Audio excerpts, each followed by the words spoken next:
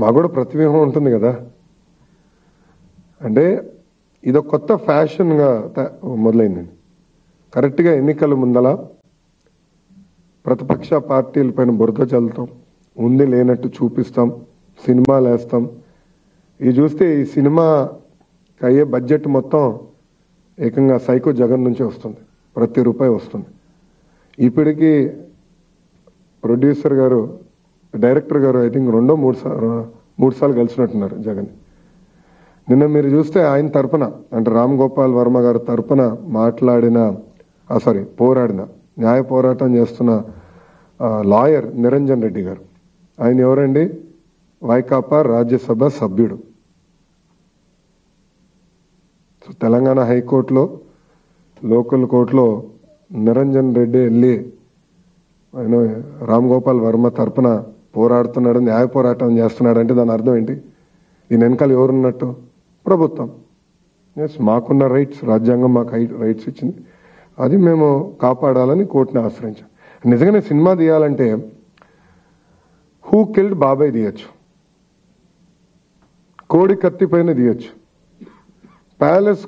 ప్యాలెస్లో జరుగుతున్న అవినీతి పైన తీయచ్చు, లేదంటే ప్యాలెస్ కుట్రల పైన తీయచ్చు. అది చేయకుండా లేనిది ఉన్నట్టు చూపిస్తే తప్పనిసరిగా మేము పోరాడతాం. మాకు రాజ్యాంగం కొన్ని హక్కులు కల్పించింది, ఆ హక్కుల్నే కాపాడాల్సిన బాధ్యత కోర్టుల పైన కూడా ఉన్నాయి.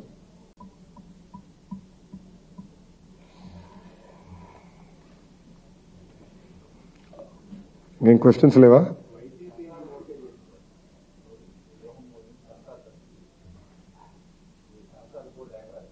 నేను సెన్సార్ బోర్డు స్టేట్కి రాశాను, సెంట్రల్ సెన్సార్ బోర్డు కూడా రాశాను, కానీ వాళ్ళు మేము రాసింది పట్టించుకోలేదు. అందుకే మేము కోర్టుని ఆశ్రయించాం. జనవరి 11th వరకు మళ్ళీ స్టే చేశారు, 11th మళ్ళీ వింటానని కోర్టు చెప్పింది. ఈ లోపల వీళ్ళు ఏం చేస్తారో చేయండి, we are ready for it, will face it. మేము ఎక్కడ తీసుకోలేదు కదండి. ఫండమెంటలీ నేనేంటంటే నేను ఎక్కడ చెప్పానండి, మీరే అంటున్నారు. నేను ఎక్కడ చెప్పలేదు, వస్తున్నారని నేను చెప్పలేదు, తీసుకుంటున్నాను కూడా నేను చెప్పలేదు. అంటే మీరు ఎజ్యూమ్ చేసుకుని నన్ను ప్రశ్నలు అడుగుతున్నారు, అని ఊహాగానాలు. రావచ్చు, వస్తే కదా, వస్తే మీరు ఏం చేస్తారు అనే డిస్కషన్. అసలు ఇప్పటివరకు చర్చలే జరగలేదు. మేము ఆ పనులు చేసుకుంటున్నాం. బాబు షూరిటీ భవిష్యత్ గ్యారంటీలో మేము బిజీగా ఉన్నాం. చంద్రబాబు నాయుడు గారు కుప్పంలో పర్యటిస్తున్నారు, నేను మంగళగిరిలో పర్యటిస్తున్నా. వేదిక మీద పెద్దలందరూ ఎవరు వాళ్ళ నియోజకవర్గాల్లో తిరుగుతున్నాం. పార్టీలో చేరారు. ఎస్, దాంట్లో ఇన్ఛార్జిగా ఇచ్చింది ఒకరికి, వాళ్ళు పని చేసుకుంటున్నారు, వెళ్తారు, అక్కడ సమన్వయంతో పని చేసుకుంటున్నారు. There is no issue. కార్యకర్తలకు ఇబ్బంది లేదు, నాయకులకి ఇబ్బంది లేదు. అది క్లారిటీ. అది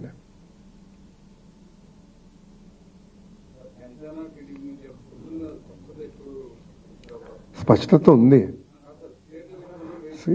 అది పండగ తర్వాత మారుతారని ప్రకటిస్తారని ఇద్దరు చెప్పారు కదా, పవన్ కళ్యాణ్ గారు, చంద్రబాబు నాయుడు గారు చాలా స్పష్టంగా పండగ తర్వాత చెప్తున్నారు. క్లారిటీస్ మాకు ఇంటర్నల్గా అయితే ఫుల్ క్లారిటీ.